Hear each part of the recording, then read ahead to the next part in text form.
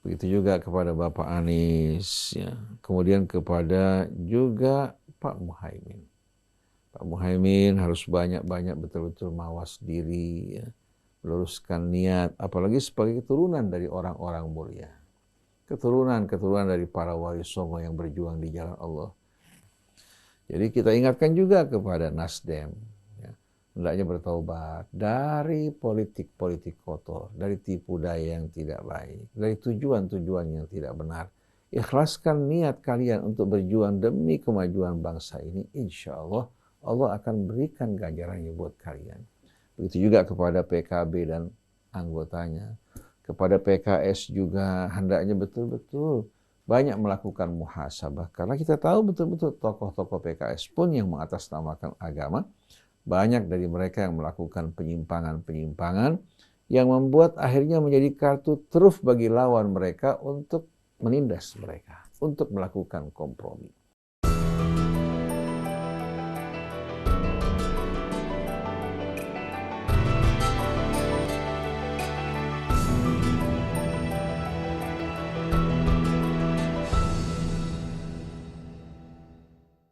Bismillah, alhamdulillah, wassalatu wassalam ala rasulillah wa ala alihi wa sahbihi wa mawala.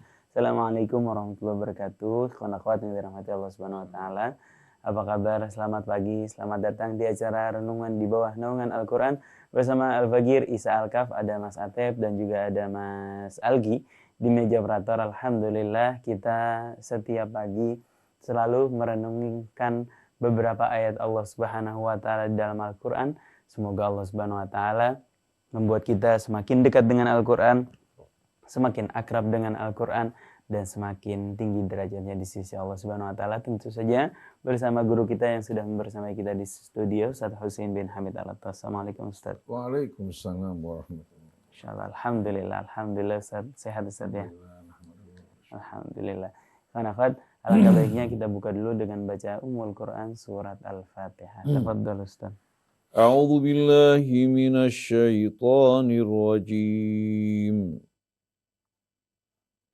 بسم الله الرحمن الرحيم الحمد لله رب العالمين الرحمن الرحيم مالك يوم الدين إياك نعبد وإياك نستعين اهدنا الصراط المستقيم صراط الذين أنعمت عليهم غير المغضوب عليهم ولا الضالين.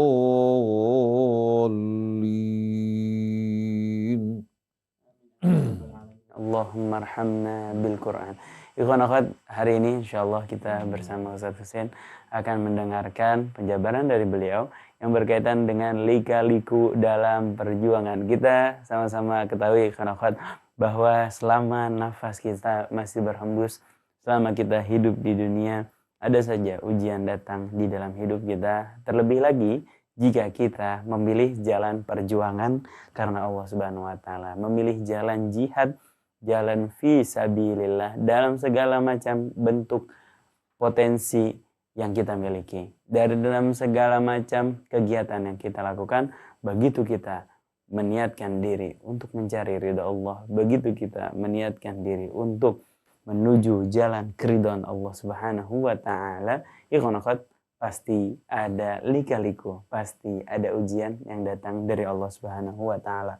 Kabar baiknya, setelah ujian Allah akan memberikan pertolongan, Allah akan menuntun jalan kita, Allah Subhanahu wa taala akan menolong kita, memberikan kita jalan termudah, jalan terindah menuju rahmat dan ridhonya Allah Subhanahu wa taala. Tanpa berpanjang kata, ikhwan akhwat, mari sama-sama kita dengarkan penjabaran dan penjelasan lika-liku dalam perjuangan dari Ustaz Husain bin Hamid Al-Attas. Tafadhal Ustaz. Bismillahirrahmanirrahim. Alhamdulillahi rabbil alamin. Hamdan katsiran tayyiban mubarakan fi kama yuhibbu rabbuna wa yarda. Allahumma salli ala Muhammadin wa ali Muhammad. Assalamu alayka ya Rasulullah. Assalamu alayna wa ala ibadillahis salihin. Wassalamu alaikum warahmatullahi wabarakatuh. Alhamdulillah wa syukrulillah. Wala hawla wala quwwata illa billah. Radina billahi rabban wa bil islami dinan wa bi Muhammadin nabiyya wa rasula. Rabbana zidna ilman wa alhiqna bis salihin. Amma ba'du. Ikhwan, akhwat, pendengar, pemirsa radio TV Silaturahmi yang dirahmati Allah. Banyak dari kita tidak menyadari bahwa kita dalam kehidupan dunia ini sedang menjalani ujian. Baik dengan nikmat, keluasan rezeki, kelapangan hidup, ataupun dengan kesempitan hidup yang kita alami. Semuanya merupakan ujian untuk menguji syukur kita dan kesabaran kita. Apakah di saat kita menerima nikmat Allah, kelapangan, keluasan rezeki, kita tidak lupa kepada Allah. Tetap kita ingat kepadanya, mempergunakan nikmat tersebut untuk ketaatan kepada Allah. Begitu juga pada saat Allah mencoba kita dengan kesempitan, dengan penyakit, dengan mara bahaya, ataupun dengan kekalahan dalam perjuangan yang kita perjuangkan. Allah ingin melihat bagaimana kesabaran dan istiqamah kita. Karena orang yang berjuang di jalan Allah Subhanahu wa Ta'ala, baik dia menang ataupun kalah, dia tetap akan mendapatkan ganjaran dari sisi Allah. Berbeda dengan orang yang berjuang untuk dunia. Orang yang berjuang karena riya. Orang yang berjuang karena tujuan-tujuan yang tersembunyi dalam hatinya yang tidak murni untuk Allah Subhanahu wa Ta'ala. Pada saat dia menang, Allah mengulur dirinya. Pada saat dia kalah, Allah rasakan baginya rasa pahitnya kekalahan, dan pada saat dia kalah ditinggalkan oleh Allah. Beda dengan orang yang beriman. Orang yang beriman dalam keadaan apapun dia selalu bersyukur, ridha pada ketentuan Allah, dan bersabar dalam menghadapi berbagai macam cobaan. Allah perintahkan kita untuk berjuang di jalan Allah. Adapun hasilnya Allah yang menentukan. Dan Allah janjikan pertolongannya dan bala bantuan serta jalan keluarnya pada saat kita betul-betul berjuang sepenuhnya untuk Allah. Oleh karena itu dalam surat Muhammad Allah berfirman, "In tansurullah yansurkum." Apabila kalian berjuang untuk Allah, membela agama Allah dengan tulus, bukan untuk tujuan-tujuan duniawi, pasti Allah akan membela kalian. Akan memenangkan kalian. Wa yuthabbit aqdamakum, dan juga akan apa? Akan mengokohkan pijakan kalian hingga kalian dalam keadaan betul-betul kokoh dan kuat. Lalu pada akhir suratul Ankabut Allah berfirman, "Walladzina jahadu fina lanahdiyannahum subulana." Dan orang-orang yang berjuang di jalan kami, berjuang untuk menegakkan kalimat Allah, menegakkan kebenaran dan keadilan. Orang-orang seperti mereka yang berjuang di jalan Allah, lanahdiyannahum subulana. Sungguh kami pasti akan menunjukkan mereka jalan-jalan kami. Di sini Allah berjanji untuk menunjukkan bagi mereka jalan-jalan Allah. Jalan-jalan ini kalau dinisbatkan kepada Allah, ini menunjukkan betul-betul makna yang amat indah. Kemenangan, kemuliaan, kelapangan, kesejahteraan, keadilan. Ini merupakan jalan-jalan keluar yang Allah tunjukkan buat kita selagi kita berjuang untuk Allah Subhanahu wa Ta'ala. Tapi apabila kita berjuang untuk dunia, mempergunakan agama Allah Subhanahu wa Ta'ala, maka kita tidak akan mendapatkan pertolongan dari Allah Subhanahu wa Ta'ala. Seandainya kita kalah atau kita mati, kita bukan mati di jalan Allah. Maka Nabi pernah berkata, ajaban li amril mu'min. Sungguh betul-betul menakjubkan keadaan orang yang beriman. Bisa dia dicoba dengan kesenangan, dia bersyukur pada Allah. Dicoba juga dengan kesusahan, dia bersabar. Maka pada kedua-duanya dia mendapatkan ganjaran dari Allah. Pada saat dia bersyukur, Allah tambahkan nikmatnya. Pada saat dia bersabar menghadapi cobaan, Allah janjikan balasan tak terhingga. Innama yuwaffas sabiruna ajruhum bighairi hisab. Satu perjuangan walaupun yang diperjuangkan kebenaran, apabila tidak memenuhi syarat-syarat untuk meraih kemenangan, maka Allah akan coba dengan kekalahan. Seperti yang terjadi pada peperangan Uhud. Yang menjadi panglima perang adalah Nabi kita Muhammad Sallallahu Alaihi Wasallam.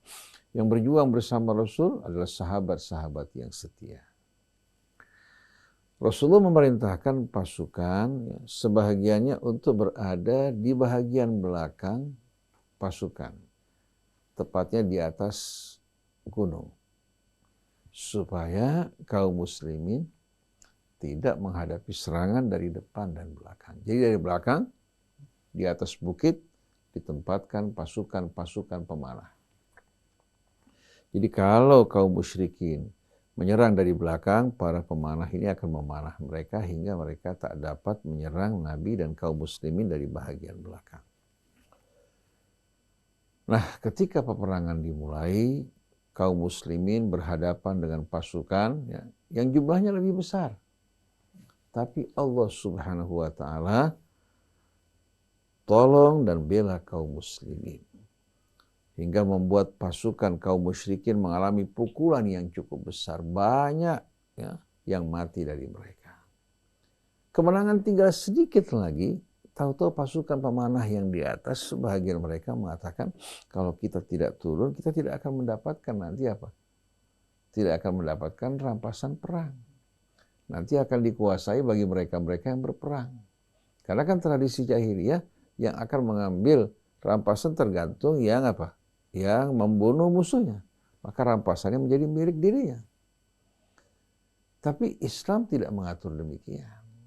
Baik orang-orang yang menjaga bahagian belakang yang di depan, pada saat peperangan usai, rampasan perang akan dibagi untuk mereka secara merata. Oleh karena itu Allah turunkan suratul Anfal. Yas'alunaka 'anil anfal qulil anfalu lillahi war rasul. Jadi mereka bertanya mengenai rampasan perang ini, katakan bahwa itu kembali kepada Allah dan Rasulnya. Kalian dalam hal ini tidak memiliki hak untuk menentukan dan mengatur.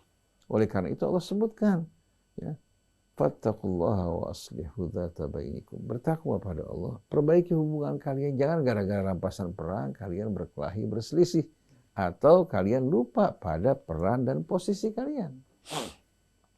Ini merupakan pengalaman pertama pada peperangan Uhud ketika mereka mengalami pukulan, padahal mereka begitu yakin pasukan akan menang karena dipimpin oleh Rasulullah sebagai panglimanya sallallahu alaihi wasallam. Akhirnya begitu pasukan pemanah sebagian turun, pasukan kaum musyrikin di bawah pimpinan Khalid bin Walid, belum Islam pada saat itu, menyelinap dari bahagian belakang dan melakukan serangan hingga kaum muslimin mengalami kekalutan menghadapi serangan dari depan dan belakang. Akhirnya pasukan mengalami pukulan yang berat sampai Nabi pun luka-luka. Walaupun pada akhirnya kaum musyrikin menarik pasukan mereka, mereka juga dalam keadaan lemah dan kalah. Lalu orang-orang Islam bertanya, kenapa semua ini terjadi? Bukankah kami orang-orang yang berjuang di jalan Allah dipimpin langsung oleh Rasulullah SAW? Allah Subhanahu wa Ta'ala menjawab tanda tanya di hati mereka. Awalamma asabatkum musibatun qad asabtum mithlaiha qultum anna hadha qul huwa min indi anfusikum innallaha ala kulli syai'in qadir. Apakah kalian bertanya-tanya ketika kalian mengalami musibah, pukulan dalam peperangan Uhud? Padahal sebelumnya kalian sudah meraih kemenangan berkali-kali lipat. Artinya pada peperangan Badar kaum musyrikin mengalami pukulan yang cukup berat. Sekarang kalian bertanya-tanya, kenapa kami mengalami cobaan ini? Kenapa kami harus kalah? Padahal panglima kami adalah Rasulullah Shallallahu Alaihi Wasallam. Dijawab oleh Allah, Qul huwa min indi anfusikum. Jangan salahkan Allah. Ini kekalahan kembali kepada perbuatan kalian. Di mana pasukan pemanah meninggalkan pos mereka, tidak mentaati pemimpin, akhirnya dari menang yang hampir mereka raih mengalami kekalahan. Sesungguhnya Allah Maha Kuasa untuk memenangkan kalian. Tapi kalian yang tidak mengikuti perintah Allah dan Rasulnya. Oleh karena itu dalam surat An-Nisa juga Allah mengingatkan, In yansurkumullah fala ghaliba lakum wa in yakhdhulkum faman dzalladzi yansurukum min ba'di wa 'alallahi falyatawakkalul mu'minun. Ini merupakan ayat 160 dari surah Al-Imran. In yansurkumullah. Kalau Allah membela, menangkan kalian, tidak mungkin ada orang yang kuasa untuk mengalahkan kalian. Kalau Allah membela kalian, tidak ada satupun kekuatan yang bisa mengalahkan kalian. Tapi wa in yakhdhulkum, tapi kalau Allah tinggalkan kalian, faman dzalladzi yansurukum min ba'di, maka siapa yang kuasa membela kalian setelah Allah meninggalkan kalian? Oleh karena itu dalam perjuangan ini penting sekali wa 'alallahi falyatawakkalul mu'minun, hanya kepada Allah orang-orang yang beriman seharusnya bertawakal. Bukan kepada jumlah yang besar, bukan juga karena ramainya pada saat kampanye, bukan juga karena kemampuan retorika semata, tidak cukup. Harus betul-betul hati kita sepenuhnya bertawakal pada Allah. Oleh karena itu bagaimana pada peperangan Hunain? Setelah Fathu Mekah, Rasulullah Shallallahu Alaihi Wasallam membawa pasukan untuk memerangi Ghatafan dan lain sebagainya. Jumlah mereka besar. Yaitu pasukan yang biasa bersama Rasul ditambah orang yang baru masuk ke dalam Islam. Mereka mengatakan pasti kami akan mengalahkan musuh, jumlah kami lebih besar. Begitu mereka tiba di tempat tujuan, ternyata serangan yang cukup betul-betul gencar menyerang mereka. Kaum musyrikin melontari batu dari atas. Akhirnya sebagian besar pasukan tunggang langgang. Yang tetap bertahan, yang biasa setia berjuang, sabar bersama Rasul. Rasulullah perintahkan Abbas bin Abdul Muttalib untuk apa? Untuk memanggil mereka. Ya ahla bai'atir ridwan. Kepada orang yang berbaiat dengan Rasul pada saat bai'at ridwan. Itu pada saat Sulhul Hudaybiyah. Langsung mereka bersatu, lalu berperang. Musuh yang lebih besar kalah di hadapan kekuatan yang sabar, yang setia.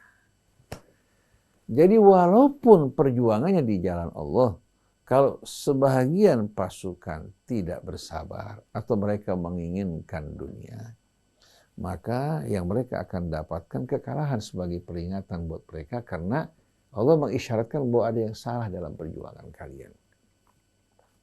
Sebagai contoh kita lihat ya, Allah berfirman pada surat Al-Imran ayat 152. Walaqad sadaqakumullahu wa'dah idh tahussunahum bi'idzni. Allah telah menepati janjinya kepada kalian ketika kalian apa? Mengalahkan mereka kaum musyrikin pada peperangan Badar dengan seizin Allah. Begitu juga pada awal peperangan Uhud, kaum musyrikin betul-betul mengalami pukulan yang luar biasa sebelum pasukan pemanah turun dari mana? Dari atas gunung. Hatta idza fashiltum wa tanaza'tum fil amri wa asaitum min ba'di ma arakum ma tuhibbun. Hingga kalian apa? Ketika kalian menang pada permulaan, hingga pada saat kalian mulai apa? Merasakan kegagalan ketika kalian mulai menentang Rasul. Menentang Roh, membangkang kepada perintahnya. Minkum man yuridu dunya wa minkum man yuridu akhir. Di antara kalian ada yang menginginkan dunia, di antara kalian ada yang menginginkan akhir. Tsumma sarafakum anhum liyabtaliyakum wa laqad afa ankum. Akhirnya Allah palingkan kalian dari mereka. Yang tadinya hampir meraih kemenangan, kalian dipalingkan dari kemenangan, bahkan mengalami luka-luka. Tujuannya untuk menguji kalian, memperingatkan kalian ada yang salah pada sikap kalian. Oleh karena itu, kekalahan kemarin, baik dengan benar atau secara curang, ya, ini semua tidak lepas dari cobaan yang datang dari Allah. Tujuannya apa? Untuk membersihkan orang-orang yang berjuang di jalan Allah dengan sungguh-sungguh dan orang-orang yang berjuang mengatasnamakan Allah untuk tujuan dunia mereka. Dalam surat Al-Imran juga Allah berfirman, maka Allah liyadharul mu'minina ala ma antum alaih hatta yamizal khabitha minat tayyib. Allah tidak akan membiarkan keadaan kalian, wahai orang-orang yang beriman, seperti keadaan kalian saat ini, di mana yang hak bercampur dengan yang batil, yang thayyib bercampur dengan yang busuk. Jadi Allah tidak akan membiarkan keadaan seperti ini hatta yamizal khabitha minat tayyib, hingga Allah memisahkan di antara yang busuk dan yang thayyib. Nah, perjuangan yang diperjuangkan oleh saudara-saudara kita ya, dalam memberikan dukungan kepada Pak Anies Baswedan yang kita lihat sebagai seorang yang santun, yang cakap, yang telah membuktikan ya, janjinya pada saat dia menjadi gubernur. Dari sisi ini kita lihat bahkan dalam perdebatan juga capres dan cawapres, kita lihat bagaimana argumentasi, begitu juga sikap yang dilakukan Anies pada saat memberikan jawaban. Hal yang baik, yang positif. Tapi apakah ini cukup? Kita saksikan juga dukungan yang datang memberikan dukungan tanpa dibayar. Bahkan mereka datang ya, menggunakan bekal mereka, orang juga memberikan sumbangan dengan penuh ketulusan. Kita saksikan suatu kejadian di JIS kemarin ya, ada juga yang meninggal dunia. Ini menggambarkan ketulusan yang luar biasa. Tapi di samping mereka-mereka yang tulus, ada juga orang-orang yang ingin menunggangi apa? Menunggangi kesempatan ini untuk tujuan dunia mereka. Kita kan tahu partai-partai dan bos-bos partai ini kan punya tujuan, punya maslahat. Mereka selalu mengutamakan kemaslahatan mereka dari kebenaran dan keadilan. Walaupun seringkali mereka menggembar-gemborkan keadilan, tapi kita tahu betul-betul yang mereka tuju adalah dunia. Oleh karena itu, pengalaman ini sebetulnya patut menjadi cobaan buat kita. Mari kita bersihkan hati kita. Kita mengajak Bapak Anies Baswedan dan rekan-rekan yang berjuang bersamanya betul-betul mengikhlaskan niat mereka untuk Allah. Agar pada saat mereka menang, dibantu oleh Allah. Pada saat mereka kalah, mereka terhibur bahwa ini merupakan cobaan. Karena Allah mengatakan, وَالَّذِينَ جَاهَدُوا فِينَا لَنَهْدِيَنَّهُمْ سُبُلَنَا. Yang berjuang di jalan kami tidak akan sia-sia. Kami akan tunjukkan buat mereka jalan-jalan kami.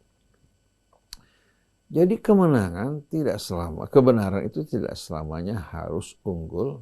Karena yang berjuang untuk kebenaran kan bermacam-macam. Contohnya ketika Imam Ali berjuang menghadapi Khawarij, menghadapi juga Bani Umayyah.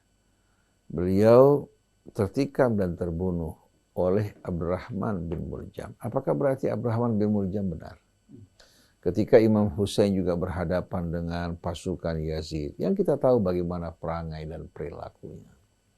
Hussein bersama keluarganya satu persatu binasa di Karbala. Ketika dia mencucurkan air matanya dan darah melumuri tubuhnya, sang kemenakan putra Al-Hasan ibnu Ali alaihi wassalatu wassalam bertanya, "Ya Ammah, alasna alal haq?" Wahai pamanda, bukankah kami dalam kebenaran? Dijawab oleh sang paman, "Bala ya bena akhi." Benar kita dalam kebenaran. Falima hadhihi dumu, beliau mengatakan masih kecil. Seorang anak yang belum dewasa. Lalu apa artinya air mata ini? Kenapa kamu menangis? Apa kamu menyesal? Apa kamu merasa perjuangan kamu salah? Beliau mengatakan, dumu rahmah. Yang membuat saya menyesal bukan karena apa yang kita alami. Yang buat saya menyesal ini kenapa mereka harus masuk ke dalam api neraka disebabkan karena saya. Padahal itu yang menzalimi dirimu.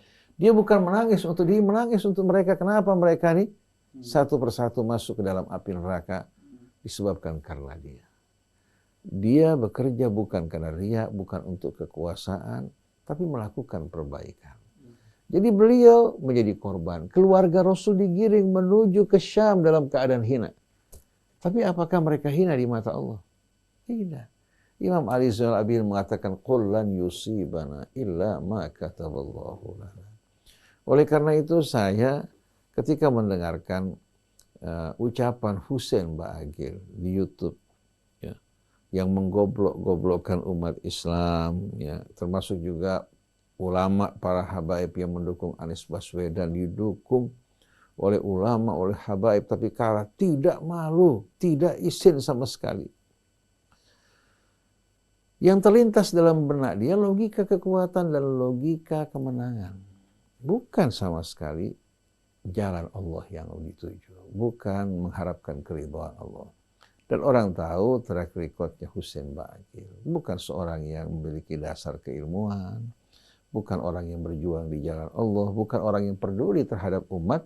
Tapi dia peduli terhadap keuntungan pribadinya. Orang-orang semacam ini banyak dalam perjalanan, banyak luar biasa. Oleh karena itu orang yang berjuang di jalan Allah tidak perlu bersedih. Wala tahinu, wala tahzanu, wa antumul a'launa in kuntum mu'minin. Jangan kalian lemah, frustasi. Jangan juga bersedih. Sesungguhnya kalian berada di atas pada kedudukan tertinggi kalau kalian beriman. Baik menang maupun kan? In yamsaskum qarhun faqad massal qauma qarhum mithluh. Kalau seandainya kalian mengalami luka-luka, ini bukan peperangan libya dan perang, luka-luka di hati, kesedihan, mereka juga sama. Jangan dianggap mereka ini apa? Tidak mengalami yang sama. Apalagi kalau orang berjuang dengan menggunakan kebohongan, juga bersikap khianat, hati mereka tidak akan pernah tenang. Walaupun mereka di puncak, walaupun di tengah-tengah kelapangan hidup dan keluasannya, hati mereka selalu penuh dengan kegelisahan dan keresahan. Tapi orang yang berjuang di jalan Allah, walaupun luka-luka, walaupun hidup dalam keadaan kurang, tapi dia merasa inilah mahar yang dipersiapkan untuk meraih kemuliaan di hari akhir nanti. Jadi in yamsaskum qarhun faqad massal qauma qarhum mithlu wa tilkal ayyam nudawiluha bainan nas. Begitulah hari kita putar di antara manusia, ada gelap, ada terang, ada siang, ada malam. Begitu juga tidak selamanya yang berjuang dalam kebenaran meraih apa? Kemenangan. Contohnya jangan jauh-jauh. Cobaan yang dialami oleh Hamas 40 tahun lebih, bukan 40 tahun, tapi dari mulai tahun 41 bahkan sebelumnya mereka sudah merasakan betul-betul derita yang luar biasa. Kebohongan, pengkhianatan, kekejaman yang dilakukan Zionis. Sekarang di Gaza, ya, mereka mengalami betul-betul gempuran yang tidak pernah berhenti. Anak mereka menjadi korban, bayi-bayi mereka, wanita mereka. Mereka tidak pandang bulu terhadap rakyat sipil maupun pasukan. Di mata Zionis sama. Dan Zionis berpendirian yang menang, yang kuat itu dialah yang punya kebenaran. Apakah berarti Israel atau Zionis benar? Apakah berarti para pendukung Zionis itu benar? Sama sekali tidak. Jadi kalau seandainya benar diukur dengan kesejahteraan dan kemenangan, sedangkan salah diukur dengan kekalahan, ya, maka hidup ini betul-betul akan mengalami kekacauan, akan mengalami kerusakan. Dan tidak akan ada orang yang berjuang. Mereka merasa asal kita menang, ya, asal kita kuat, kita kaya, kita bisa membeli surga. Tidak sama sekali. Innama yataqabbalullahu minal muttaqin. Jadi ikhwan akhwat yang dirahmati Allah. Begitu juga kepada Bapak Anies, ya. Kemudian kepada juga Pak Muhaimin. Pak Muhaimin harus banyak-banyak betul-betul mawas diri, ya. Meluruskan niat, apalagi sebagai keturunan dari orang-orang mulia. Keturunan dari para wali songo yang berjuang di jalan Allah. Jangan sekali-kali menggunakan agama untuk tujuan dunia. Tapi betul-betul ikhlaskan niat untuk berjuang demi kesejahteraan bangsa kita, demi kemajuannya, demi mencerdaskan bangsa, demi betul-betul membimbing mereka untuk menjadi manusia mulia. Jangan mengikuti gaya hidup orang-orang yang tidak beriman.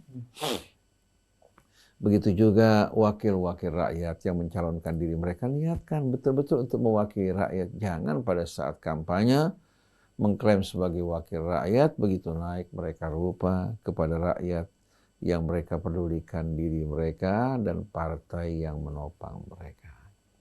Jadi kita ingatkan juga kepada Nasdem, hendaknya bertaubat dari politik-politik kotor, dari tipu daya yang tidak baik, dari tujuan-tujuan yang tidak benar. Ikhlaskan niat kalian untuk berjuang demi kemajuan bangsa ini. Insya Allah, Allah akan berikan ganjarannya buat kalian. Begitu juga kepada PKB dan anggotanya. Kepada PKS juga hendaknya betul-betul banyak melakukan muhasabah. Karena kita tahu betul-betul tokoh-tokoh PKS pun yang mengatasnamakan agama, banyak dari mereka yang melakukan penyimpangan-penyimpangan yang membuat akhirnya menjadi kartu truf bagi lawan mereka untuk menindas mereka, untuk melakukan kompromi. Jadi saya bicara secara umum. Ya. Saya tidak bicara kepada partai-partai yang lain yang saat ini meraih kemenangan. Ya. Tapi saya ingatkan, kalau kalian tidak bertaubat, kalian masih mempergunakan slogan-slogan mengenai kebenaran, tapi untuk tujuan pribadi, yang akan datang adalah azab dan murka Allah. Oleh karena itu saya berharap, Isa, kalau seandainya sampai azab Allah turun, umat diselamatkan, agama diselamatkan, umat diselamatkan, hingga betul-betul umat yang tertinggal pada saat itu, umat yang betul-betul yad'una ilal khairi wa ya'muruna bil ma'ruf wa yanhauna 'anil munkar wa yu'minuna billah. Nah, kalau kita perhatikan sama-sama, buat orang-orang yang berkuasa dan oligarki, pada umumnya buat mereka kepentingan mereka di atas segala-galanya. Nah, yang kita tidak sukai kalau terjadi proxy war. Mereka tidak perlu berperang, tapi rakyat yang digunakan, yang berpihak kepada mereka, sama rakyat yang menjadi lawan mereka, berperang di bawah, yang diuntungkan mereka yang di atas. Begitu juga proxy war yang dilakukan oleh musuh-musuh Islam, umat Islam diadu domba, negara-negara yang mayoritas penduduk beragama Islam diadu domba, sedangkan yang menikmati keuntungan adalah mereka. Ini yang harus kita waspadai, menjaga keutuhan bangsa kita, negara kita, NKRI kita, bersikap bijak, dan dalam memperjuangkan kebenaran yang sedang dilakukan pada saat ini, dalam melakukan perhitungan ulang, ya, perhitungan-perhitungan yang hendaknya tujuannya semata-mata karena Allah untuk kebenaran. Berjuang, sampaikan kebenaran, buktikan bahwa kalian ya, benar, yang lain melakukan kesalahan, biar Allah yang menilai, demikian pula bangsa ini yang menilai. Kalau juga tidak berhasil, ingat bahwasannya ini cobaan dari Allah untuk mengingatkan diri kita, untuk membersihkan niat kita betul-betul agar semata Allah. Apa artinya kita bekerja untuk dunia, sedangkan dunia tidak peduli terhadap kita? Berapa banyak orang-orang yang cinta dunia menjadi korban di perjalanan. Diberikan janji-janji yang muluk indah, ketika mereka tiba di tepi jurang, dijerumuskan dunia tidak mengulurkan tangannya untuk mereka. Beda dengan Allah. Orang yang berpegang kepada Allah, yang berlindung kepadanya, masuk dalam dekapan rahmat Allah, mereka lah orang-orang yang berbahagia, yang beruntung. Walain qutiltum fi sabilillahi aw muttum la maghfiratun minallahi wa rahmatun khairum mimma yajma'un. Seandainya kalian terbunuh di jalan Allah atau kalian mati, maka ampunan dari Allah dan rahmatnya itu lebih baik dari segala yang mereka kumpulkan dari harta benda dan hiasan-hiasannya. Oleh karena itu ketika saya menyikapi saya memilih Anies Baswedan, saya akui dalam hal ini. Karena saya melihat dari apa yang disampaikan, dari apa yang diperjuangkan. Saya memilih atas dasar niat saya semata-mata untuk Allah, bukan karena kepentingan yang kembali kepada saya, walaupun secara pribadi saya kenal beliau, walaupun tidak terlalu rapat, tapi saya kenal beliau. Tapi tidak berharap apa-apa kalau dia menang. Yang kita harapkan, dia betul-betul istiqamah, komit dengan apa yang dijanjikan, bekerja untuk bangsa negara, memperlakukan seluruh rakyat Indonesia dengan perlakuan yang adil. Baik muslimnya maupun non-muslimnya diperlakukan dengan cara yang adil. Itu yang diajarkan Islam. Tapi untuk pribadi sama sekali tidak berharap yang Allah berikan buat kita lebih baik daripada apa yang diurutkan oleh manusia. Jadi mudah-mudahan Allah ikhlaskan niat kita, ikhlaskan juga niat dari Bapak Anies Baswedan dan rekan-rekan, begitu pula para pendukungnya, dan berjuang untuk Allah, demikian pula untuk kesejahteraan, kemajuan, dan tegaknya keadilan di NKRI ini. Mudah-mudahan Allah jaga bangsa kita, negara kita. Begitu juga Allah jaga para ulama kita dan sadarkan mereka-mereka yang sedang tertipu oleh kehidupan dunia ini. Hidup dalam keadaan seperti ini tidak nyaman, yang ada intrik, kebohongan, kepalsuan, tidak ada ketulusan. Tapi orang yang berjuang di jalan Allah, ucapan mereka, pandangan mereka, senyum mereka penuh dengan ketulusan. Karena yang mereka harapkan Allah, bukan dunia. Di saat dia tersenyum, bukan karena menginginkan sesuatu yang ada pada temannya. Di saat dia merendah, bukan karena dia merasa minder, atau disebabkan karena dia melakukan sikap penjilat, sama sekali tidak. Merendahnya karena tawadhu. Senyumnya bukan karena mengharapkan sesuatu, tapi karena itu yang diajarkan oleh Allah dan dicontohkan oleh Nabi kita Muhammad SAW. Semoga hal ini menjadi pelajaran yang baik buat kita semua. Dijadikan kita sebagai hamba-hamba yang bertaubat, memperbaiki diri kita, meluruskan hidup kita. Bukan kita mempergunakan jabatan untuk aji mumpung yang membuat kita buta dan tuli, hilang kesadaran kita. Demikian pula persiapkan kita untuk menghadap hari akhir nanti. Subhanakallahumma wa bihamdik, asyhadu an la ilaha illa anta, astaghfiruka wa atubu ilaik, wal afu minkum. Wassalamualaikum warahmatullahi wabarakatuh. Waalaikumsalam warahmatullahi wabarakatuh. Jazakumullah khairan jazaa Ustaz atas penguatnya untuk semangat kita senantiasa berada di jalan Allah Subhanahu wa taala, di jalan perjuangan karena Allah Subhanahu wa taala. Al-Bagir Isa Al-Kaf, ada Mas Atep dan juga Mas Algi. Mohon undur diri. Assalamualaikum warahmatullahi wabarakatuh. Waalaikumsalam.